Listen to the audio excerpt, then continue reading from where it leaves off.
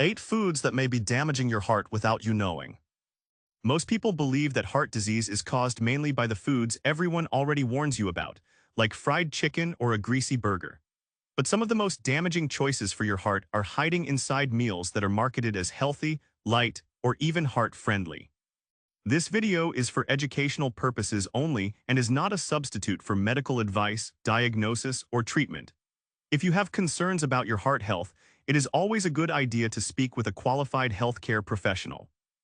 Over the next few minutes, we are going to walk through 8 foods that may be quietly working against your cardiovascular system, often without any obvious warning signs. Some of these will surprise you because they show up in kitchens that consider themselves careful about nutrition. And stay with us until the end, because one of the foods on this list is so common at breakfast tables across the country that most people eat it almost every single day without ever suspecting it could be a problem. Before we get into the list, it helps to understand something simple about how the heart actually experiences damage over time. It rarely happens because of one bad meal or one indulgent weekend. Instead, it tends to build slowly, through small and repeated choices that add up over months and years. That is part of what makes certain foods so easy to overlook. They do not cause an immediate reaction, so they slip under the radar while quietly influencing things like blood pressure, cholesterol levels, and the health of the blood vessels themselves. With that in mind, let us start with the first food on our list. Number 1. Deli meats and processed cold cuts. Sandwiches made with ham, turkey slices, salami, or bologna feel like a quick and harmless lunch option, especially for people trying to avoid heavier meals. The problem is not necessarily the meat itself, but how it has been processed and preserved. Deli meats are typically loaded with sodium, sometimes containing several hundred milligrams in just a few slices, along with preservatives called nitrates and nitrites that help the meat stay fresh and keep its pink color. Research has suggested that regularly consuming high amounts of processed meat may be associated with an increased risk of cardiovascular problems, partly because of the sodium load, and partly because of how these preservatives may affect blood vessels over time. High sodium intake can cause the body to retain extra fluid, which raises blood pressure, and consistently elevated blood pressure is one of the most well-established contributors to heart strain. Consider someone like Frank, a 62-year-old retired mail carrier who prided himself on eating a turkey sandwich for lunch nearly every day for the past 20 years, thinking he was choosing a lean, sensible option. When his doctor flagged his blood pressure readings as consistently high, Frank was surprised, since he rarely ate what he considered junk food. It turned out that his daily sandwich habit, combined with the pickles and condiments he added, was quietly pushing his sodium intake well beyond what his body needed. Stories like this are common because deli meat feels virtuous compared to fast food, even though the sodium content can rival or exceed it. What makes this particular food tricky is the marketing language surrounding it. Words like lean, roasted, or oven-baked appear prominently on packaging, drawing attention away from the sodium content printed in much smaller text on the nutrition label. Some researchers who study dietary patterns have pointed out that people tend to underestimate their sodium intake by a wide margin when a food is perceived as light or protein-focused, simply because sodium does not carry the same negative reputation as sugar or saturated fat in the public imagination. For anyone concerned about their intake, checking the nutrition label for sodium content per serving and comparing that number against recommended daily limits can offer a clearer picture than relying on how healthy a product sounds on the front of the packaging. Number 2. Fried foods cooked in reused vegetable oil. Fried food has always carried a reputation for being unhealthy, but the specific mechanism at play is often misunderstood. It is not just the frying itself, it is what happens to the oil when it is heated repeatedly, which is common practice in many restaurants and fast food establishments trying to save money. When vegetable oils are heated to high temperatures multiple times, they can break down and form compounds that may negatively affect the lining of blood vessels, a thin inner layer called the endothelium that plays a key role in regulating blood flow and blood pressure.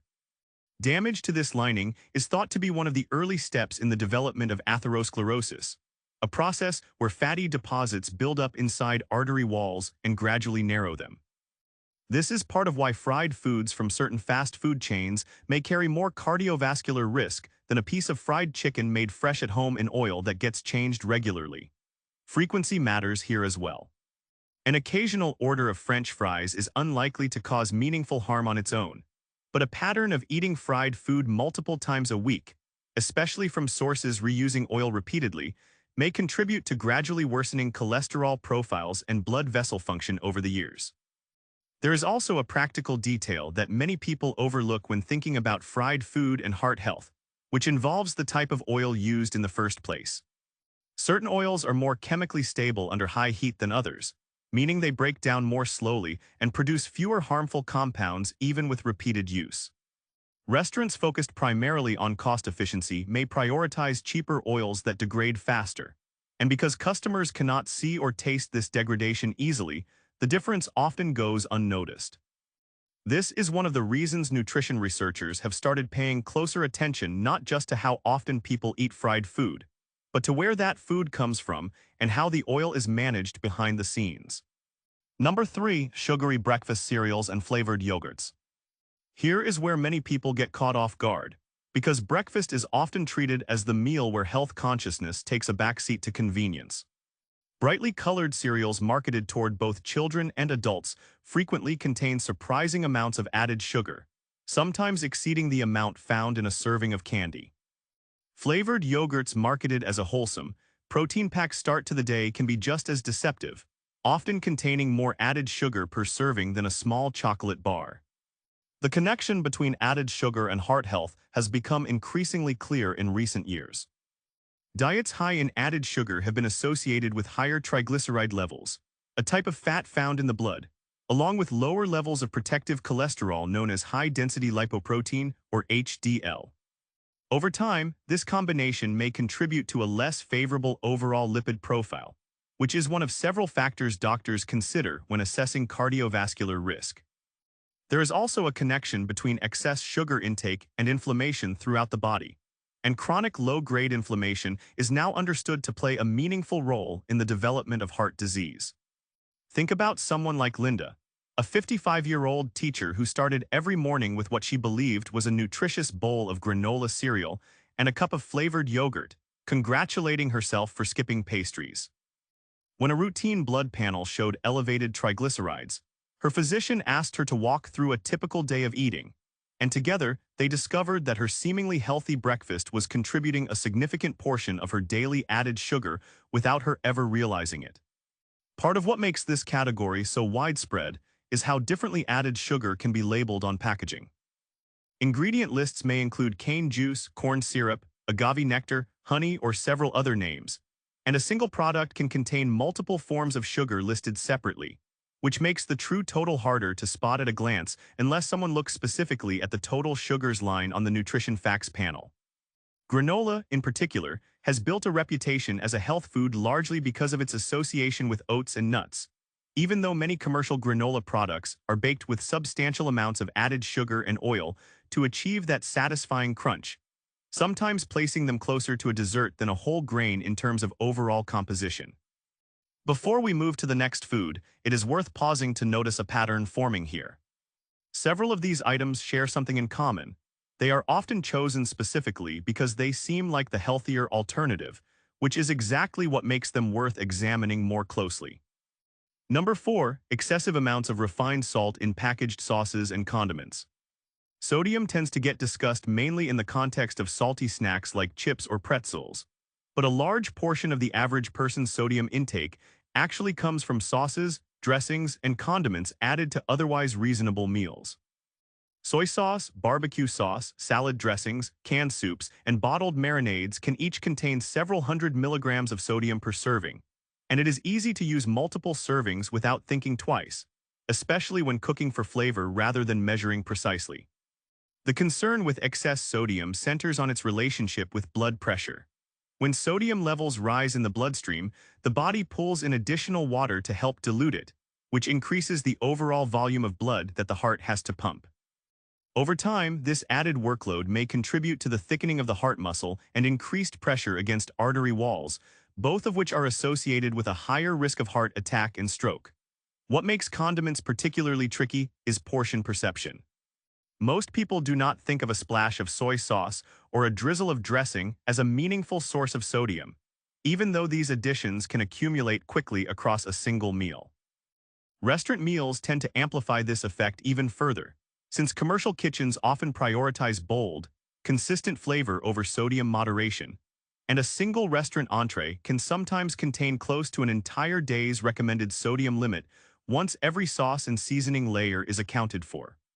Home cooking offers more control, but only when sauces are measured rather than poured freely, and many home cooks are surprised to learn just how much sodium accumulates once they start reading labels on the bottles sitting in their own refrigerator door. Number 5. Energy drinks and highly caffeinated sugary beverages. Energy drinks have grown enormously popular, particularly among younger adults juggling demanding schedules, but the combination of ingredients inside these beverages deserves closer attention. Most energy drinks pair high doses of caffeine with substantial amounts of added sugar, and some also include additional stimulant compounds. This combination can cause a rapid spike in heart rate and blood pressure, and for some individuals, particularly those with underlying but undiagnosed heart conditions, this spike may be more significant than expected.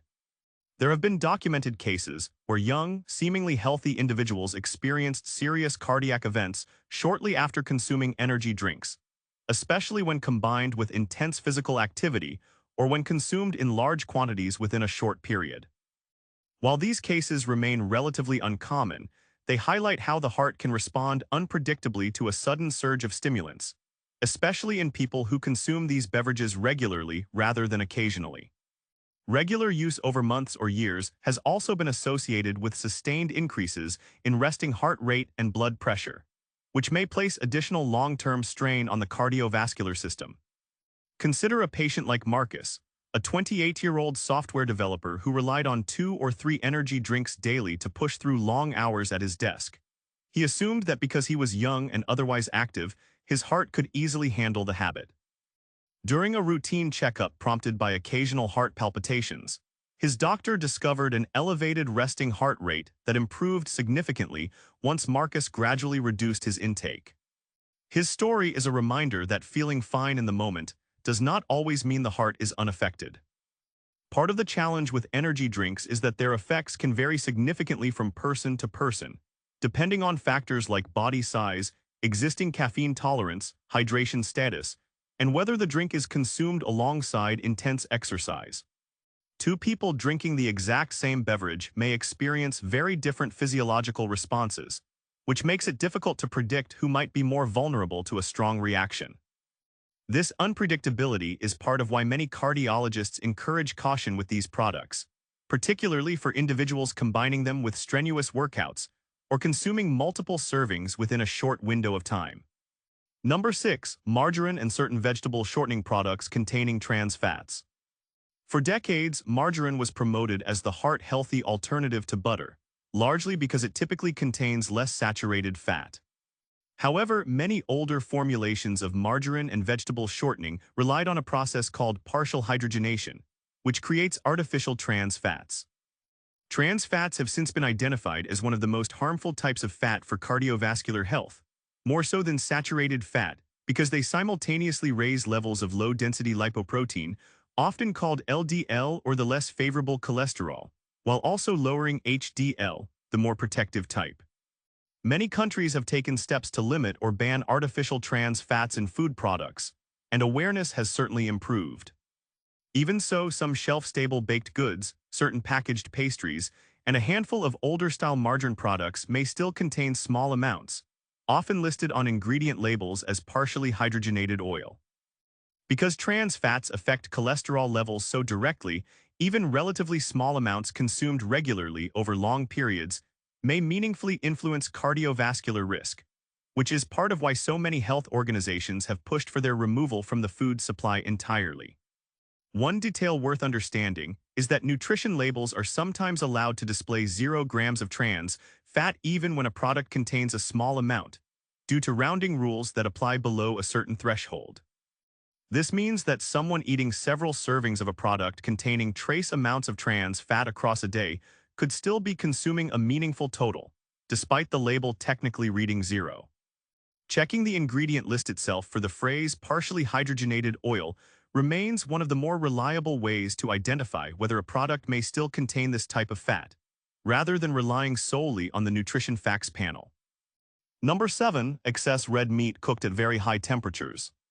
Red meat itself has been the subject of ongoing scientific discussion, with research showing mixed results depending on quantity, frequency, and preparation method. One area where the evidence appears more consistent involves cooking meat at very high temperatures, such as grilling, searing, or charring, which can produce compounds called advanced glycation end products, along with heterocyclic amines. These compounds have been studied for their potential role in promoting inflammation and oxidative stress within the body, both of which are processes linked to the gradual development of atherosclerosis. This does not mean that grilling a steak occasionally poses a significant threat to heart health. The concern grows with frequency and with the degree of charring involved. Someone who eats heavily charred red meat multiple times a week over many years is exposing their cardiovascular system to a different level of cumulative stress, compared to someone who enjoys a grilled meal occasionally as part of an otherwise balanced diet. Preparation method, portion size, and overall dietary pattern all factor into how meaningful this risk becomes for any individual. Interestingly, some simple adjustments to cooking technique may help reduce the formation of these compounds without requiring anyone to give up grilled food entirely. Marinating meat beforehand, trimming away excessively charred portions before eating, and avoiding direct prolonged contact with open flame have each been studied as ways to lower the concentration of heterocyclic amines and related compounds. These are not guarantees of safety, but they represent the kind of small, practical adjustment that fits naturally into how many people already cook, without demanding a complete overhaul of a favorite summer tradition. Number 8. Refined white bread, pastries, and other highly processed carbohydrates. The final food on our list might be the most surprising, precisely because it appears at so many breakfast tables every single morning without a second thought. White bread, croissants, sweet rolls, and other highly refined carbohydrate products are often stripped of much of their natural fiber during processing. Without that fiber, these foods are digested and absorbed very quickly, causing a rapid spike in blood sugar followed by an equally rapid drop.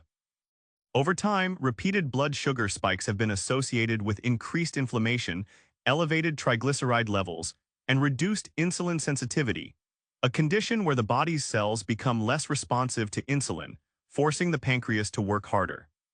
Insulin resistance is now recognized as a meaningful risk factor for cardiovascular disease, and diets consistently high in refined carbohydrates appear to contribute to its development in some individuals. Because these foods are so deeply embedded in daily routines, from a pastry with morning coffee to a sandwich made with white bread at lunch, their cumulative impact can be easy to underestimate. Take someone like Dorothy, a 70-year-old grandmother who had eaten a slice of white toast with jam every morning for as long as she could remember, a habit passed down from her own mother. When her doctor mentioned that her blood sugar readings had drifted into a concerning range, Dorothy was initially confused, since she had always avoided what she considered obviously unhealthy foods like candy or soda. Her physician explained that white bread, despite feeling harmless, was being digested almost as quickly as sugar itself, and that gradually shifting toward whole grain alternatives could make a meaningful difference in her overall metabolic and cardiovascular health. The concept researchers use to measure how quickly a food raises blood sugar is called the glycemic index, and white bread consistently ranks quite high on this scale, sometimes even higher than table sugar itself depending on the specific product. Whole grain alternatives, by contrast, retain more of their natural fiber, which slows digestion and produces a gentler, more gradual rise in blood sugar. This does not mean refined carbohydrates need to be eliminated entirely, but understanding how dramatically preparation and processing can change a food's impact on the body offers a useful lens for thinking about breakfast choices that might otherwise seem entirely neutral. Looking back across everything we have covered, a clear theme emerges. Several of the foods most likely to quietly affect heart health are not the ones typically labeled as indulgent or unhealthy. They are the deli sandwich eaten out of habit, the flavored yogurt chosen specifically for its perceived health benefits, and the slice of toast that has appeared on the same table every morning for decades. One statistic worth remembering from everything discussed today is that some flavored yogurts and cereals can contain more added sugar per serving than a small chocolate bar, a detail that surprises most people the first time they hear it. None of this means these foods need to disappear from your life entirely, and none of it is meant to cause alarm. Small, sustainable changes tend to matter far more than sudden, dramatic overhauls that are difficult to maintain. Swapping a sugary cereal for a plain version with fresh fruit added at home, reading a nutrition label before assuming a product is healthy, or simply cooking with fresh ingredients a few more nights a week can each represent a meaningful shift over time, even without eliminating any single food completely. Understanding how everyday choices may influence long-term cardiovascular health simply allows for more informed decisions, made in partnership with a trusted healthcare provider who knows your individual history and needs. If any of these 8 foods sounded familiar as part of your own daily routine, we would genuinely like to hear about it. What is one food on this list that surprised you the most, and is it something you might look at differently going forward? Let us know in the comments below, since these conversations often help other viewers recognize patterns in their own habits too. If you found this video helpful, sharing it with a friend or family member could genuinely make a difference for someone who has never thought twice about their morning yogurt or their favorite sandwich. And if you would like more educational content like this, breaking down everyday health topics in a clear and approachable way, consider subscribing so you never miss an upcoming video. Thank you so much for watching, and we will see you in the next one.